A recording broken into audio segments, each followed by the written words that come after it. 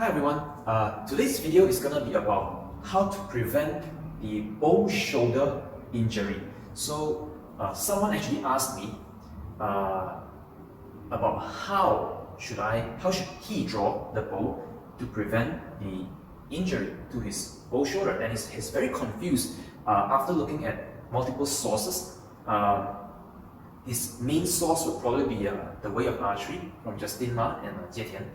And then also he looked at other sources, especially like compound archery and Olympic archery. So it seems that there are clashes, right? There are some clashes with how things are done. So he approached me wanting to clarify which would be the better way. So the way I'm going to do this video, let me first say that there's actually more than one way to do things.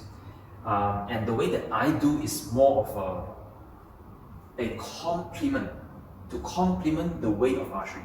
Okay, it's more of a traditional method rather than the compound or the Olympic recurve.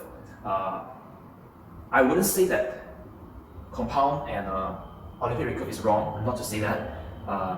They have different focus, they have different objective. So the way they approach it is going to be different from the traditional thumb draw method. Alright, so I will go through two parts. Okay, first of all, I'm going to explain exactly why our form look like this, which can look weird for compound archers who shoot kind of like that. Compound archers tend to shoot like this. Okay, and the Olympic recurve, they tend to shoot like this. So they will be quite confused, like why do we kind of shoot like that, like Superman flying? So they are quite confused with that. So I'm going to explain this form first. Why do we have such a form? And then after that, I'm going to show you when I draw the bow, what is my procedure to prevent injury. All right. First of all, the form. All right. Why exactly do we shoot like this? But to understand this form, we have to also understand why exactly is the compound and Olympic recurve looking different. All right, I start with compound. Compound look kind of like this, right? So why exactly is because it's actually easier. In fact, the easiest way to just stand straight, right, like a T shape, just straight, doing nothing. That is stand straight. And since they have a let off on the bow, it's actually really light. Once they have drawn past the peak, they just kind of very lightly anchor depending on what type of release they use, whether it's a trigger release, thumb trigger release, index finger release, whatever, back tension release. So they kind of have this anchor here somewhere depending on what they use. And then this arm here, because there's a large let off, there's actually not much weight. They don't have to support the weight with the skeleton from your hand. You don't need that. They just kind of use their muscles to lift the bow up, right? That's why you when you see compound archers shooting, sometimes you might see that the arm here is kind of slightly bent like this, because they focus on lifting the bow up rather than pushing it. Right? Of course, I'm not saying all do that. Some of them still push, but they don't push as much. They don't support with the frame as much. Okay, they are lifting the bow up. That's why sometimes like that. The arm literally is bent like this. Alright. Whereas the Olympic archery, well, you're probably quite familiar with just standing straight like this, the T shape. It's very easy to repeat, right? And then they have this arm literally locked, doing nothing. They rely on only the draw hand doing all the pulling. So you see that this kind of T shape here, 9 degrees, and then this rely on pulling here. Now, this form, in my opinion, is actually not a very good form, because this part here is actually very prone to making a mistake. I'm not saying the professional making a mistake. The professional, they probably know how to avoid a mistake, but for beginners, it is actually prone, okay, because a 9 degrees is just a little bit away from being pushed up like that, okay, and this is what we want to avoid, okay. In all archery field, we all agree that this is not a good form, right? When the shoulder kind of raises up like that, it can cause shoulder injury. We do not want this to raise up. So a 9 degree perfect like this actually is very prone to lifting it. So, with traditional archery, to avoid that, we want to kind of lean forward. Okay, when we lean forward, the arm is actually more of a being pushed into the body, right? Being pushed into the body rather than pushing out straight 90 degrees. Okay, it's kind of like pointing up, you're pushing upwards, kind of. Right? So, if you do this quick test with me, you stand straight, right? Stand straight. And you just kind of lift both arms out together, symmetric, such that both your hands is approximately your mouth level, because that's where we're gonna anchor, right? Whether it's arrow anchor, floating anchor, whatever anchor, it's gonna be approximately our mouth level. So we're gonna raise our hand such that our palm is approximately our mouth level. Now, I want you to maintain the position here and only fold this elbow towards the mouth. And what you see now, naturally, you have this posture that is kind of like Superman flying upwards. Okay? But since we want to shoot kind of level, guess what happens? We tilt forward to point at the target, and look, this is the form that we want. In this form, okay, if we reverse the process, it is symmetric on both sides. We are using both sides of our shoulder and muscles to pull the bow or to draw the bow. Okay, it is not a one-handed sport. It is two hands for traditional. Right? This draw here is two arms because again, see, right? This position here is two arms, symmetric on both sides. Now, there's actually a lot of reason why it has to be like this. I mean, imagine this way: when you want to shoot a long distance with a traditional archery, right? You know, in warfare, military, whatever, you know, shoot long distance towards the enemy. Guess what? If you try to do it with compound, let me show you how uncomfortable it will be. So when they shoot level, this is how they shoot, right? If they have to shoot a very high angle, nah, not comfortable. I'm not comfortable with this. Okay. Same with the Olympic archery. Should be high angle. Nah, not comfortable. Let's try that with traditional archery. I'm literally standing straight, maybe a little bit near, but I'm shooting at a very high angle. Right? Very comfortable. So there is always a reason why traditional archery is like that, and it is of course historical, and also there is a lot of biomechanics involved. Right? So let's recap. Our form, we want this, but additional as a bonus, if you were to do Manchu archery, they kind of have this part here, level or straight. Okay, level like this. And then this arm here, they fall on top. And this one, like this.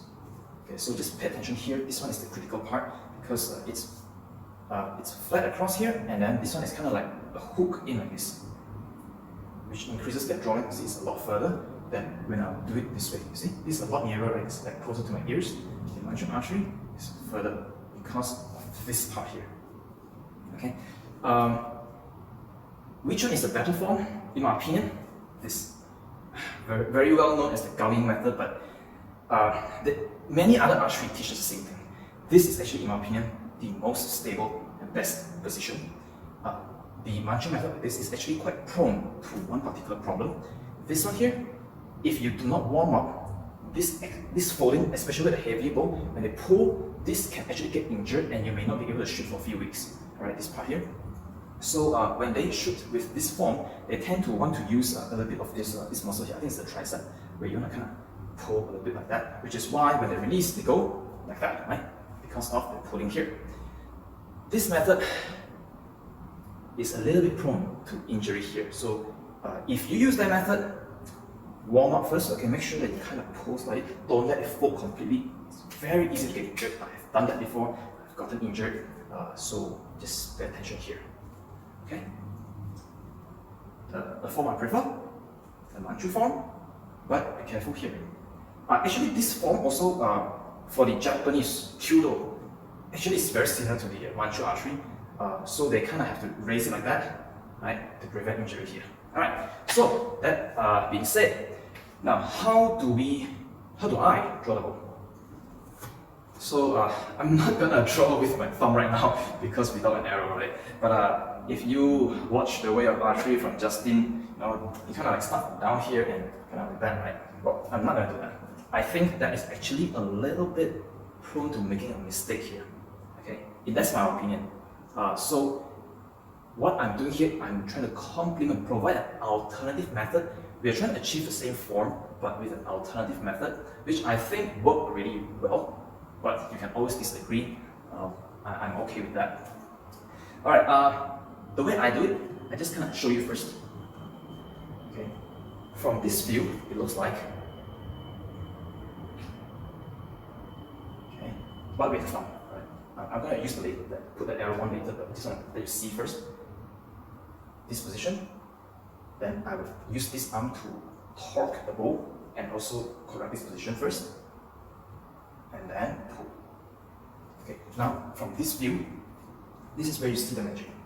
Okay, it's actually not right in front of me like this. Because right in front of me, you can see that this is actually a very uncomfortable position. It's actually more like that. So from this view, now you see, it's actually away from me.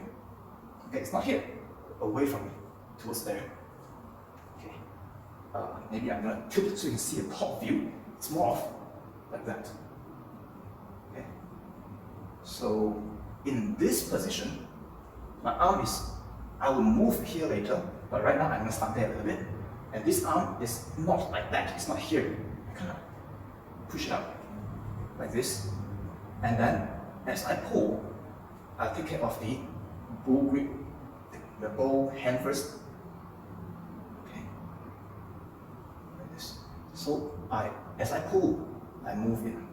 So it's more of like from outside in. And how do I measure precisely where is this position? It's hard to say. I never really thought about it. But let's give it a try. I'm going to try to describe as I do. Alright? So, let's see if you can have a good view. As I prepare to draw, I will first correct my grip to hold the bow correctly first. And also to hook the string correctly first, and I kind of just rest it in this position. Okay, the bow grip and the hook will be done first. Just rest in this position and looking at the target, and then I kind of raise this. It feels like somewhere on my forehead. It feels like somewhere about my eye to my forehead level.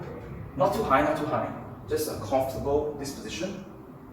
Oh, it seems that my eyes is looking at my ring. So my eyes is at the thumb ring position, height. Okay, this is the height. And then I feel as if my arrow is parallel to the path of my arrow, to where I'm supposed to shoot. But it's offset right now because let's say if I'm looking straight at the target right now, right? But since my hand is off to one side, it actually is parallel, but it's not pointing in the same direction. Like I'm looking straight into the target right now. This would be into the target, but parallel. Okay, it's there. Okay, so come back here. Raise it about eye level by the ring, parallel to the path of where I'm going to shoot later. And then I will first torque the handle. As I do this, I torque. Let's see if you can see it. As I move, okay, it doesn't really show that much. But as the bow from here comes to this position, my arm is moving. My grip ain't changing. Okay, my grip ain't changing. So there's actually a tension, a torque from the skin of my palm here. Okay, it's a torque from the skin. Okay, that is what activates my cutthroat, spinning of the bow. And this is also where a lot of people misunderstand when they think of the way of archery with Gaoying method. They kind of think of like, oh, don't move the bow remains static, not moving at all. That's not how I interpret it. I think Gaoying's method does spin the bow. Except that what he really meant is, you spin the bow without moving your hand. Okay? You let the bow spin because of the tension in the skin, and that's exactly how I do my cut throw. When I shoot, my hand doesn't move. It is the skin that is being torqued that spins the bow. I don't spin the bow. It's not like go spin. No, that's not the way I do it. I don't do anything. I just release and it spins myself. And the degree it spins actually depends on how tight I want to grip the bow. If I just completely relax, the bow can spin 180 degrees. If I tighten halfway through it, it's more of like a 45 degree to 90 degrees. So even though Gao Ying don't really recommend the method, the fancy type, I think they are both the same. It's a matter of two things: how much you tighten your grip once it starts rotating, where you kind of put on the brakes to stop it from rotating further. Or the other one is that depends on the size of the handle. So a large handle kind of gets stuck. When it spins, it gets stuck at either 45 or 90 degrees. Whereas a smaller handle, it tends to spin all the way because when it starts spinning, your hand is not obstructing. Okay, nothing. There's no friction between you and the bow. You spin all the way. Okay, so to me, the fancy type and the Gao Ying type is one and the same. There's no difference in the way that I execute it. Depends on the grip's size. Small grip, for example, that bow over there has a small grip. When I shoot the same way, the bow spins 180 degrees. With this one, the bigger handle from Mariner, it tends to spin like 90 degrees. Okay. So that was the grip, the rotation part here. Okay. So as I got a good way. So if right now it's parallel to my sight, my target sight, line of sight. The line of sight, the arrow is parallel to my line of sight, even though it looks a bit slanted due to the camera angle. It's actually parallel. Now, you see, I'm gonna hold exactly the same way. I'm doing nothing, but my arms now move to this position. You see, my bow becomes pointing towards that side, right? But since I'm pulling it forward like this, there is gonna be a torque in the skin of my palm. That is what activates the cut throw. Alright, so that's settled. Okay, raise to this level, parallel to the target. Our first thing is rotate the bow hand. When it starts rotating, at the same time I start drawing. Okay, kind of draw a little bit like this first. So it gives my draw hand more strength to continue pulling, because if you end up like this, okay, where you move from here to here already, your draw hand is further extended out. It's actually very difficult to pull back. So you want to kind of allow some amount of draw first, okay, then continue. And it is at this point I can pick between form. If I'm going to draw further for the Manchu, I'll pull and make sure the top here is flattened like this, and then I bring it in this way. If I'm not trying to do the Manchu one, I'll pull straight back. So I'm going to show you two ways. Let's start with the Manchu one. And pull straight back like that, and then open up. So my drawing is extremely long this way. The other one, I do not pull like this. I keep it parallel with the arrow.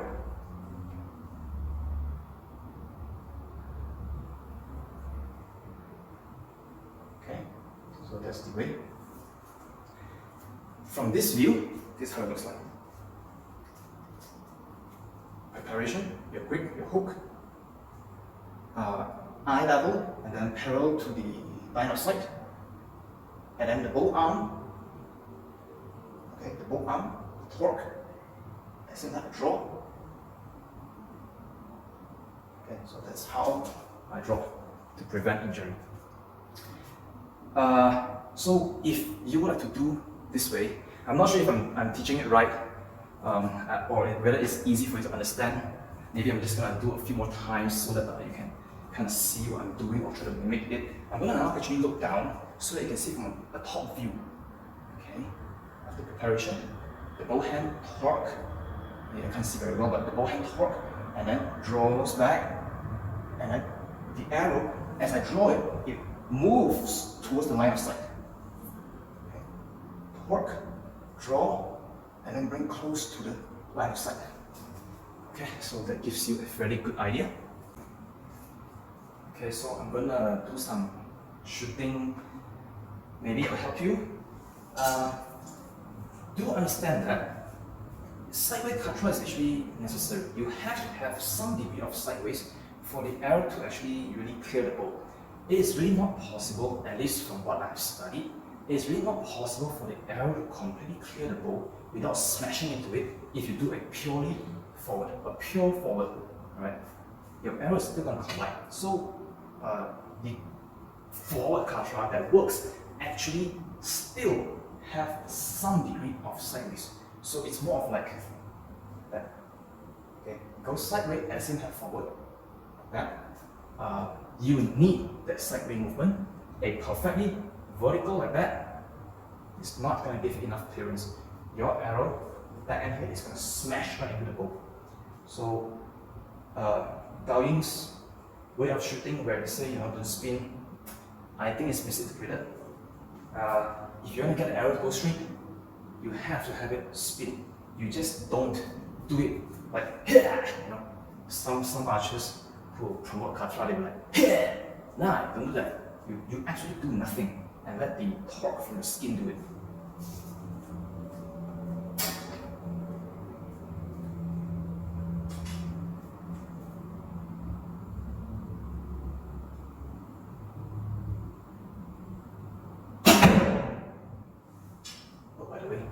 See, it's still in the same position here. It didn't went 180 degrees like that.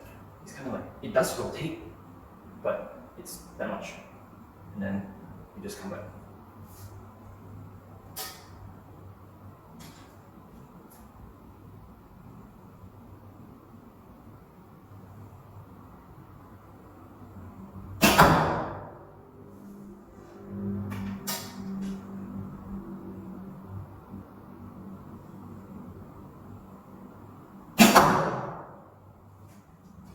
Let's have a look.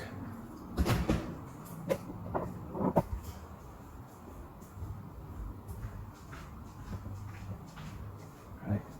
So katra or not, it's actually quite consistent. Of course, sometimes I make mistake, human error, that's normal. And you can see arrows tend to be quite straight.